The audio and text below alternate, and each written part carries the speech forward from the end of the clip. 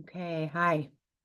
I have a whole list of topics here that I want to talk about, all relating to one main topic, which is individuation, your individuation, um, which is all about how to be you and thrive from your heart space. And I want to relate your individuation, first of all, to spiritual sovereignty. Which, if we were to look at spiritual sovereignty, we might um, draw a couple lines off of that mind map style. And off one line, we're going to see emotional sovereignty, and off another line, we're going to see psychological sovereignty. It all ties in. It's all about knowing yourself, making your unconscious mind conscious, and remembering who you are, your true self, as opposed to your false self. And it's very difficult to determine sometimes what's leading, because the false self has been um, not only constructed by this holographic matrix, all the programming, all the messages that you received as a child within your family system, within your culture, school, all of it, everything coming at you all the time. But also was evidenced by other experiences throughout your life. So through childhood, adolescence, however old you are, however many decades you've been here in your adulthood. Um, and so it can be very, very challenging to actually determine your false self from your true self, your individuated true self. And so many things that are happening around you, happening in your world, um, you will be leading from your false self and you won't even know it. And I'm not saying this to sound negative or defeatist. I'm just speaking to the truth of what is, so that you can have a understanding of the depth of the work that you are doing. It truly is a purification process, because you're getting rid of anything that's not you to find you underneath. And when I say getting rid, I don't mean eradicating it or pushing it away or pathologizing it or demonizing it. You're going to love it. You're going to understand it. But then you're going to refuse to lead from it anymore, simply because it's not you. So we could look at that as integration, if you will. We can pull those pieces into us with our embrace, with our love, um, and sort of imagine them melting into what is actually you. And of course, as we discover the truth of ourselves, that must inform our actions. We are in a time right now, energetically, where um,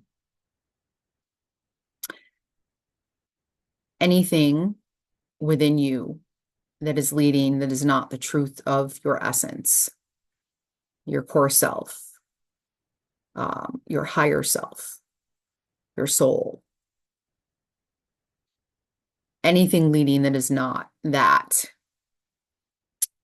is going to be appearing more emphatically in the interactions around you, within those interactions. So showing up as symbols, symbols meaning the people, the environments, and the situations that you are interacting with are going to be highlighting you to you more emphatically than ever before.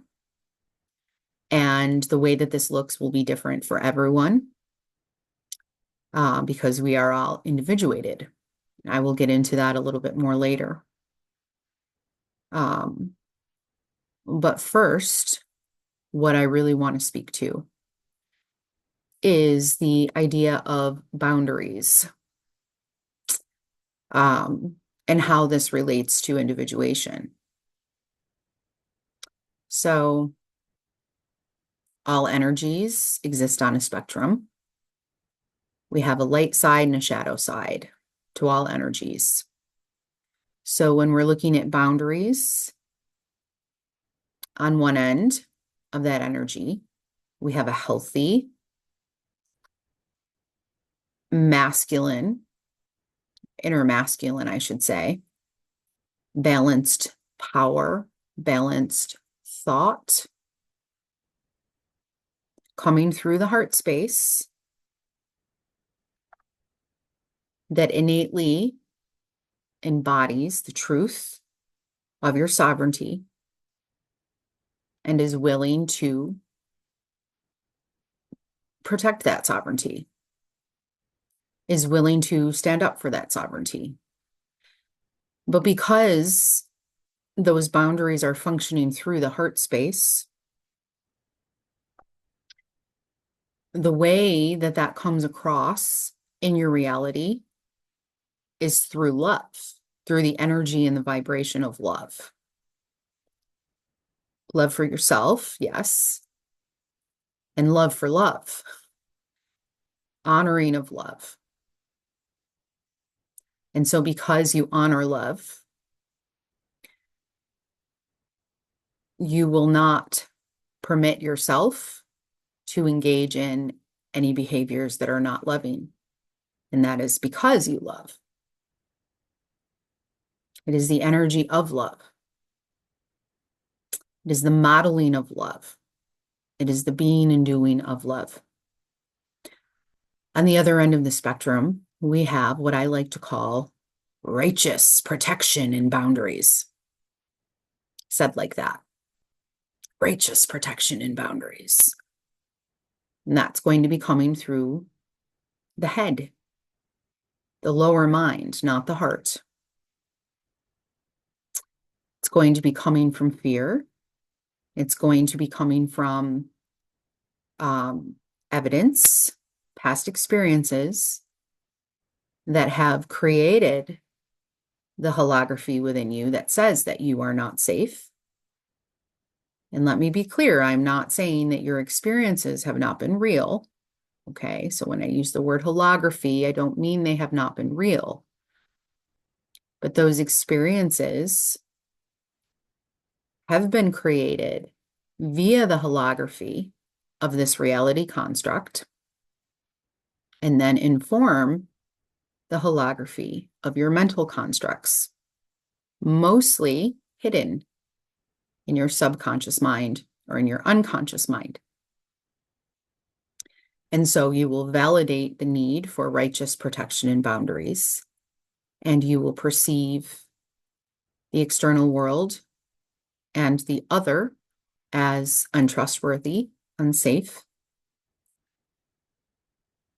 And you will have many reasons for why this is so.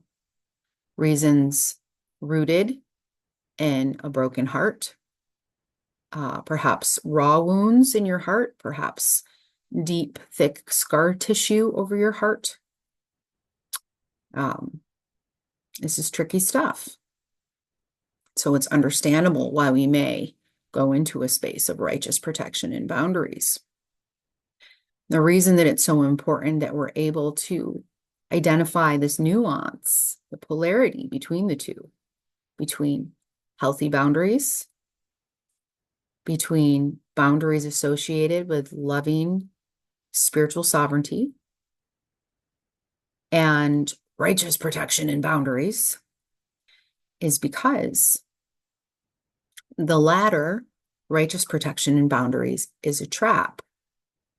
It's a trap on the path from your mind to your heart, which is where you will access individuation.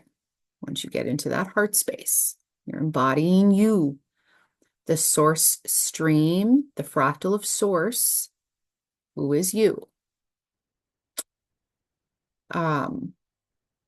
It's a trap. And I'm speaking to it because I see it everywhere. I see it in all kinds of social media posts. posted by those who are on this awakening in consciousness path, who are very well intended. And I experienced it myself, and I came out the other side. It is a trap. All traps are useful. All traps are useful because once you find yourself in the trap, if you are able to see at any point that you are in the trap, and then you're able to figure out how to unlock that cage and get out, you get out more individuated and closer to the heart, or perhaps in some cases, you even made the journey from the head to the heart, and you're there now. I see this nuance between boundaries on one end of the spectrum and righteous protection and boundaries on the other end of the spectrum as perhaps one of the most useful paths along that spectrum we can take to find ourselves in our heart space, which is why I'm talking about it. I think that it is a nuance that everyone on some level is affected by, which is creating all of your interpretations of the world, others, yourself, your relationships, who you are, what you need to do to stay safe, to honor yourself, all of that. It's creating all of your perceptions.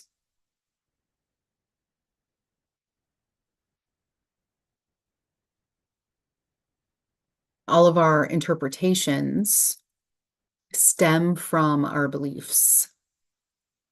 Many of these beliefs are wounded, do not reflect the truth of ourselves. Many of these beliefs are completely unconscious. Many of these beliefs are completely self-abandoning because the truth of you is that you do desire on a soul level to be in your power. And to be in your power, you must embody your love.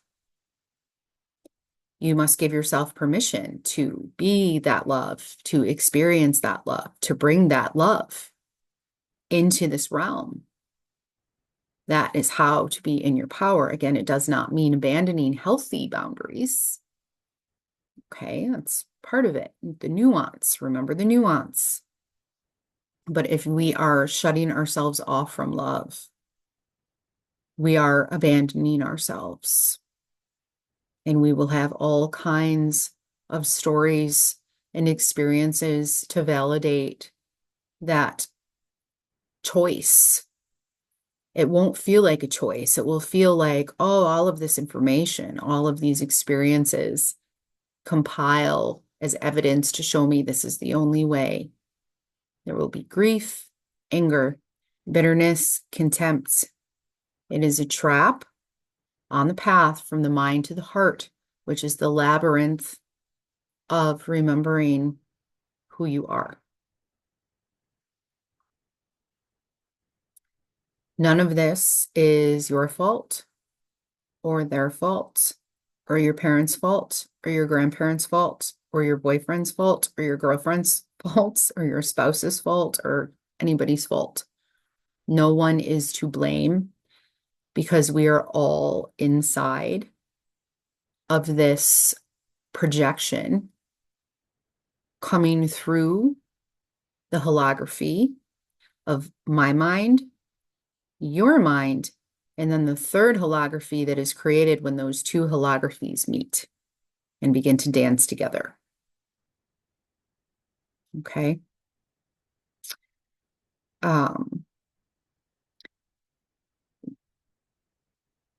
The mental resistance, oftentimes largely rooted in the unconscious and subconscious mind, that says we are not safe to love, is not, it's not an accurate assessment. We are safe to love. Your spiritual sovereignty, your individuation knows this. predator-prey dynamics that we feed into with our narratives continue to create this holography as long as we mentally contract with the concept that there is a predator and there is a prey. We will continue to create the holography that we are in as humanity and as a realm. And we will be feeding these narratives on all kinds of levels.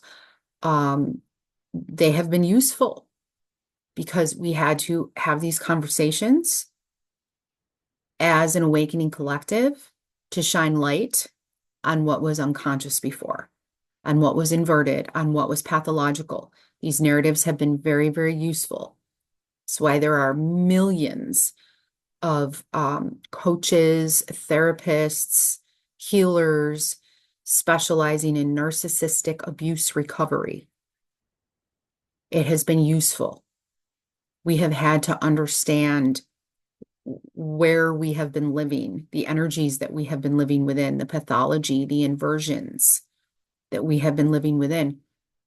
But now we're at this point where we must stop pointing the finger outwards and looking outwards and bring it all within.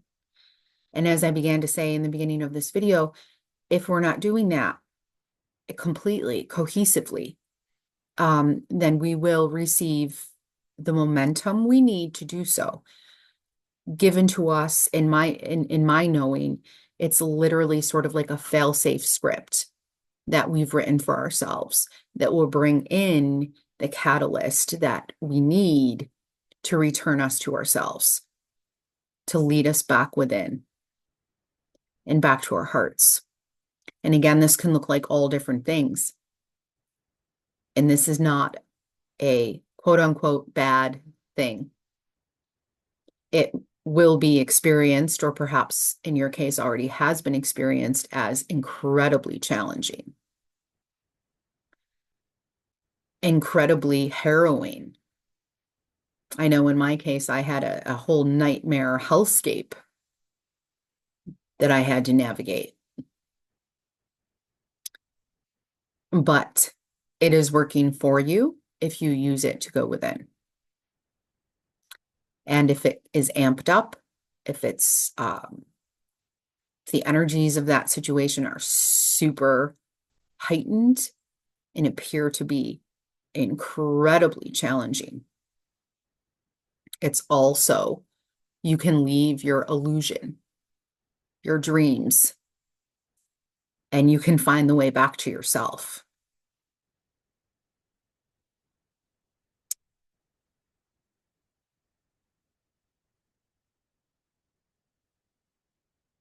We can't see the dark when we're in it.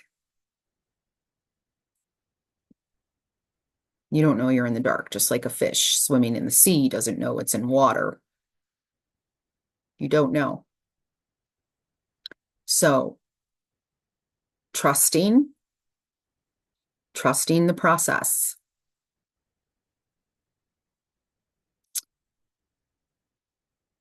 All right. So let's see here. If your ways of perceiving or interpreting the realm or others around you, those you're in a relationship with or potentially interact with in some way, if those perceptions of those interpretations are in any way disempowered, are in any way heavy, are in any way full of grief or anger or bitterness or righteousness, or in any way, turbulent or dysregulated on a nervous system level,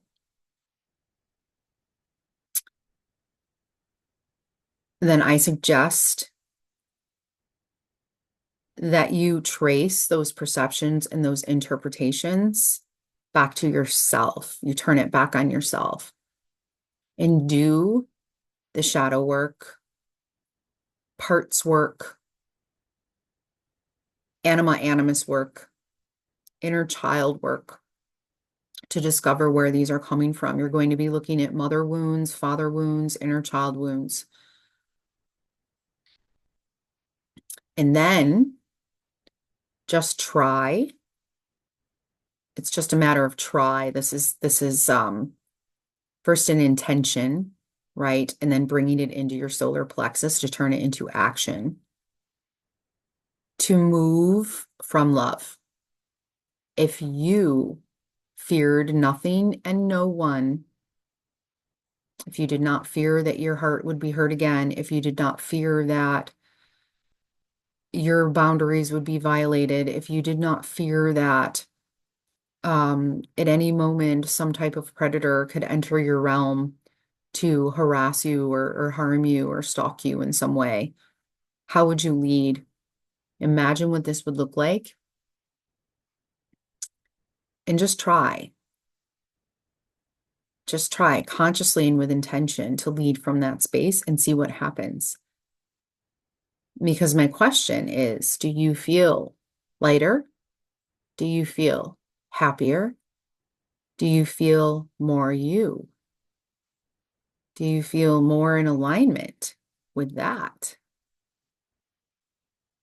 Because anything other than that are just contracted, suppressed beliefs leading that with your conscious mind, you will have all kinds of reasons to validate why that's necessary.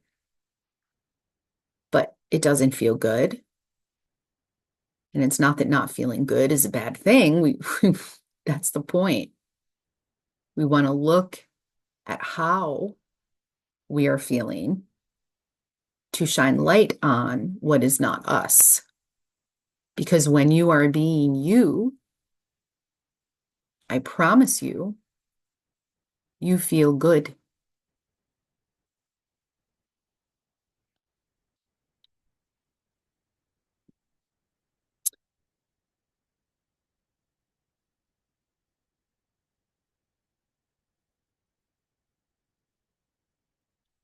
I want to talk about attachment theory a little bit because I think that this is a super useful lens for unconscious psyche integration. It's really big on social media right now, this conversation. The pointing the finger at, the blaming of the avoidant or the anxious or whatever. Being in a relationship of any kind is a catalyst for you to see yourself because it functions as a mirror. So let's take being in a relationship with a dismissive avoidant as an example.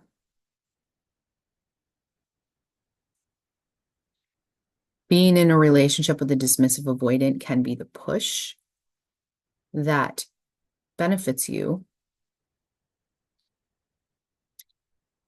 to identify the psyche parts within you that are interacting with this space from ongoing cycles and looping of push and pull and I love you, I hate you, and victim and perpetrator, emotions like contempt and bitterness, things like that.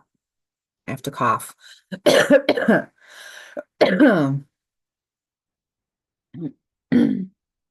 be the push to move you from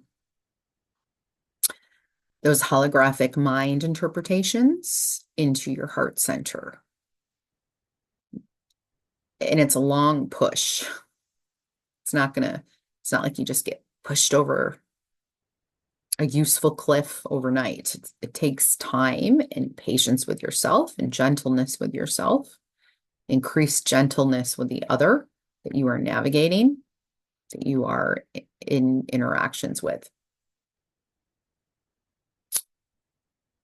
So for example, if you're in a relationship with an avoidant, and you are experiencing what you may determine as narcissistic traits, which might look like, some form of gaslighting. Really, it's just dissociation on the part of the other, not wanting to be present with what is. Okay, it's a response on the part of the other. But different narcy traits, different narcy scripts. Dissociation in general, because typically this person is going to be very much drawn into themselves in protective mode. Okay. And then you're going to perceive your interactions with them as abusive, which is going to make you go into protective mode. But it's all shining light on ways that you're not embodied with love for yourself, trust for yourself, and your own power. So we can use that if we turn it back on ourselves. We can use that to really look at ourselves and get brutally honest and sincere with ourselves and figure out where those wounds are coming from. Now, those wounds are always going to embody an energy of the inner child, the wounded inner child. I call it maiden energy. Whether you are a man or a woman, you can apply this to you. Maiden energy is looking to others to validate them, to help them feel safe and loved, to reflect back to them that they are safe and loved, that they are seen, that they are understood, which you are not going to get if you are in a relationship with a dismissive avoidant. Okay. You aligned with them for a reason. Your energy aligned with theirs for a reason. Your holography aligned with their holography for a reason. Or inverted immature masculine energies. So the maiden would be a feminine energy, a shadow side of the maiden energy, right? As opposed to the light side, which is going to be playful and, curious, trying to discover the self, right? Investigating, dancing, singing, all that beautiful stuff, creating, making art. I'm talking about the shadow side of the maiden energy. Or the shadow side of the masculine energy, an inversion of the masculine energy, which is going to look like, really robust armor, ready with the sword, to cut you down. Coming from that righteous protection and boundaries mode. So the maiden might show up as dysregulated responses that look like sort of borderline personality, super reactive, really messy, really emotionally muddy. Whereas the masculine inversion responding to this might look like that armor and that sword. Maybe you withdraw yourself. And remember, this has nothing to do with whether you identify as a man or a woman. It's in all of us, okay? Or maybe you withdraw yourself, you just go cold, you give up, I'm just going to be strong. I'm just going to, find a way to love myself, to connect with myself, et cetera, but you're bypassing the inner work if you go there. You're bypassing the inner work, and there is going to be a part of you, a psyche part of you, that is still going to be looking all the time for either a doorway into that relationship where you will finally resolve this wound still with the other, still inside that relationship, as opposed to within you, or maybe we'll be looking outside of the relationship so that you can get what you think you need from another. This is not to bypass the very real desire, need, joy of actual connection, okay? But the way that we've been in connection has been inverted. It's been pure codependency, which is why we have all these narratives like the narcissist and the codependent, or the narcissist and the empath. It's shining light on the archetypes that are playing out the various layers of holography here, coming from our mental constructs. So when we do the inner work and we integrate all of this and we alchemize it all into the truth of who we be through our heart spaces, now we're going to be dancing together from a remembrance of our wholeness and our cohesiveness, where it's like, I don't need you, you don't need me to feel whole and loved, to know you're amazing. You know it for yourself. I know it for myself. Now we dance. There are going to be probably some tests in this space as well, because the goal is that we are not only cognitively knowing and emotionally feeling what this might look like, but we're also acting from that intention, which takes discipline and willpower. It's going to be solar plexus stuff. It's going to take your will to show up in love every day. There's going to be parts of you that are going to want to go and behave in certain ways that bring some sort of relief. But if you can stay with the feelings and use your relationship to do this inner alchemy work, you're going to make that trek from your mind to your heart, and you're going to find you. And the rewards are freaking amazing.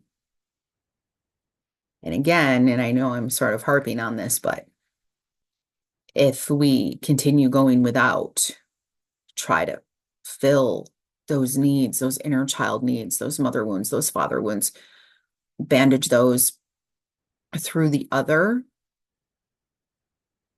the tests are going to get more emphatic.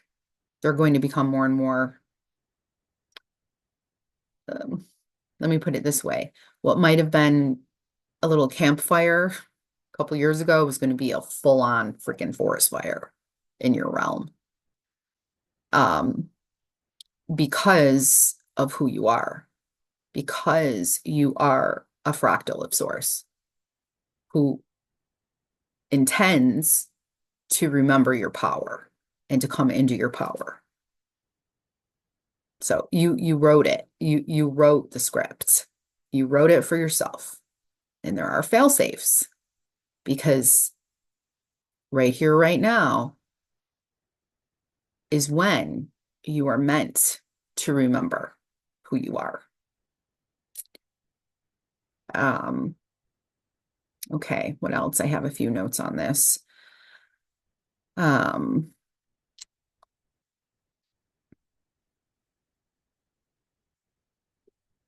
Okay. So I could relate this to the other side of the attachment spectrum as well, anxious attachment. So let's say you're in a relationship with someone who is presenting as sort of borderline, very emotionally dysregulated, lots of roller coasters, lots of highs and lows. Please understand when I use the term borderline, it's an energy that I'm trying to impart based on a concept. Okay. It's very important that we're not identifying with these terminologies. The more you identify with something, the more you will become it, and it will become you, and you will create that feedback loop. Truth. So just understand that these are just conceptual terms that I'm using so that we understand what we're talking about here. So let's say that you're in a relationship with someone with that sort of adaptation going on, okay? And you feel yourself moving into that space of righteous protection and boundaries. This person is, gaslighting me, they're, violating my boundaries, all of that, et cetera, et cetera, et cetera. Again, inner work.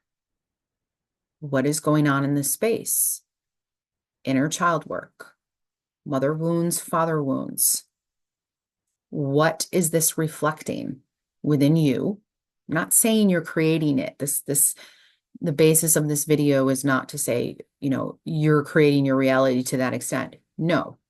However, you do have a mind that is holographically projecting and interacting with the holographic projections of other fractals of source. And then you're creating a third experience together, the child. You're creating a child, an energetic baby, which is the experience together. Okay. And it's all leading you back to you. So, same thing in that case. Now, look, free will, right? We all get to choose what we want to navigate. We must have awareness for discernment and nuance here. I am not saying that if you are in a relationship that is bringing you great suffering, that you have to stay in it and you have to suffer. This is not about moving into savior archetype. This is not about moving into martyr archetype. Certainly not about moving into victim archetype. Is the opposite of that. This is about moving out of victim consciousness. Okay? Because as long as you perceive predator and prey dynamics, that is what you will keep experiencing. Okay? So please understand me here. Free will, you get to choose. You know for you what is useful for you on your path.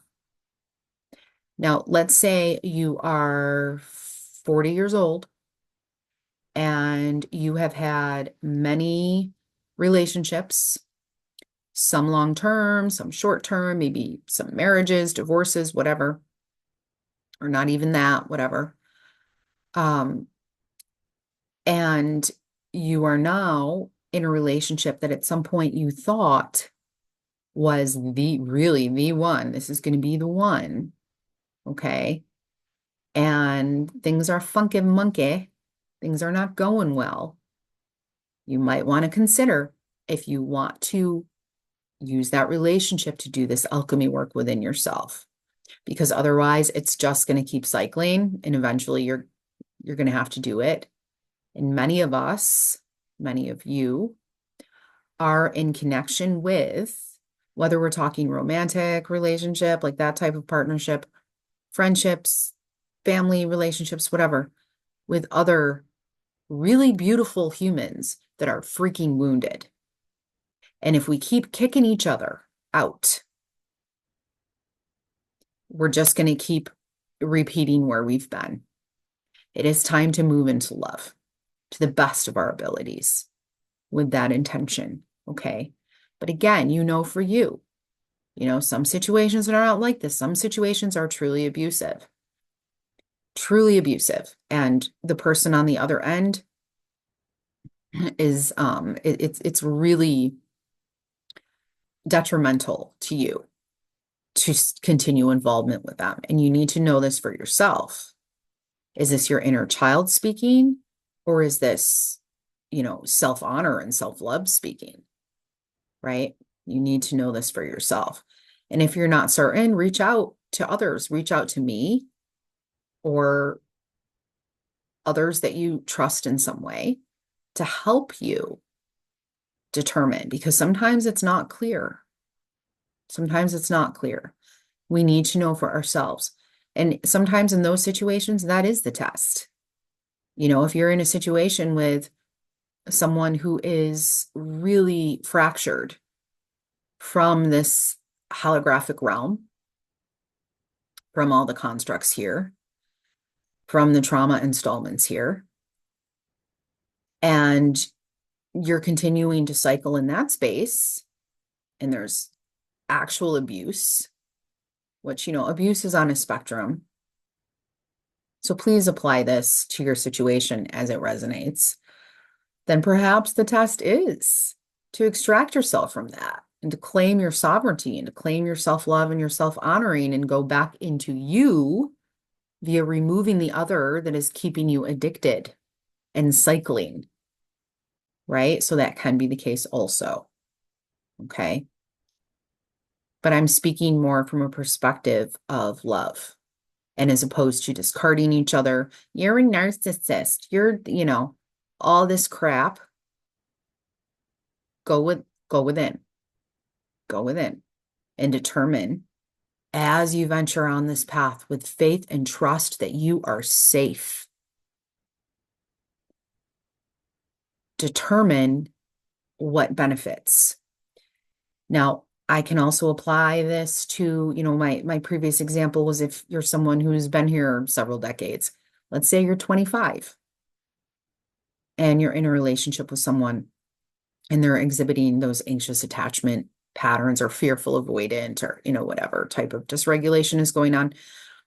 You're exhibiting that, which, by the way, with dismissive avoidance, that's dysregulation also. It's just, it doesn't look like dysregulation because it's closed, it's contracted, it's walking away. It appears on the outside to be calm, but inside it's not. Okay, just had to say that. Anyway, let's say you're in a situation, maybe it's your first major relationship or something like that.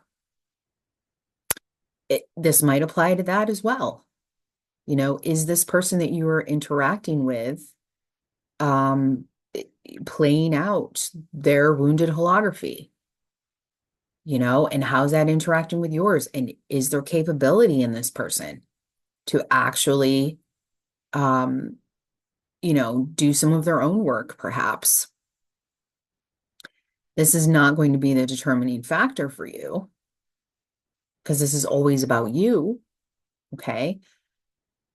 But what I'm saying is, let's not throw away the possibility for us within connection to grow together and heal together on some level. And it's not going to look like what you want. It's not going to feel like what you think you need.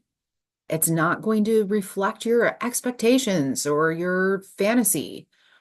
It's not, because you only have ownership over yourself.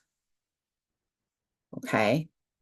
So this is requiring a lot of emotional maturity, a lot of spiritual maturity, and some truly sincere intentions, really embedded with an understanding of how inverted love is in this realm right now, and like using that understanding as your fuel. Like, because what's your why? Why am I doing this? You have to make it about something bigger than you too, to fuel this. You came here. You are here now with so much purpose. So what is it? What is your purpose? Your purposes, plural. How do you want to play your game? What is your game? Your game's not going to be like anybody else's. So playing around, getting curious about it too. Is this working for me? Is this way of navigating situations keeping me stuck in a cycle? Is this way of navigating situations embedding me with additional layers of distrust and grief and anger and contempt? If yes, if you see those patterns playing out, you need to try new strategies. Okay. All right. So that was the attachment theory lens. Let me just check my notes here. I feel like there was more. Oh, baja. Okay. I guess I'll just leave it there. I guess I'll leave it there. All right. So my name is Michelle Fuller. You can find me on my website, Fuller Consciousness. You can find me on Facebook, Fuller Consciousness. I'm just not on a lot of social media. But my intention is to start making more videos, start turning all these conversations that I have with myself into actual dialogue with you, supporting you how I can, communicating and connecting with you how I can. And so this video platform is where I'm taking that. Reach out if you would like to schedule a one-on-one session with me. I also have workshops, both online and in person during the summer months available here on this amazing river that I guardian. And I am sending you all so much love, so much seeing. This path is crazy. It is super tricky. I could tell some stories, and I will. I will as I make more and more videos. But just know that you're doing a great job. You are doing a great job. Shame holography is the primary holography here in this realm. It results in all of our defenses, all of our, righteous protection and boundaries. It results in all of that. And it's going to keep you from individuating, from finding you within your heart space and leading from you. So any type of shame, and again, and here I go, see, I'm still talking. I knew I had more to say. Dismissive avoidance, they're going to run from the shame. They're not going to want to look at the shame. Okay. Whereas some, anxiously attached is going to be fucking swimming in the shame and wanting you to make it better, or wanting another to make it better, to take it away, to relieve it. Okay. It's all shame, and it's nobody's fault. No one is to blame. We have to take responsibility ourselves, and we need to love as well as we can without it being, like a detriment to ourselves, right? But when you are in your power, it's your energy expands, your capacities, your capabilities expand. Okay. And also one last thing too, is identifications with the attachment theory lens. I'm an anxious avoidant. I am a dismissive, or I'm whatever. I'm a fearful avoidant, rather. I'm a dismissive avoidant.